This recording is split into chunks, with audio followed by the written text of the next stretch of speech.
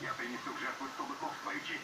Побереги их. И восславь Максимуса. Он выиграл сражение. Генерал, господин, Рим славит тебя, а я обнимаю как брата. Мы давно не виделись. Господин, отец, обопись на меня. Я думаю, мне пора на покой.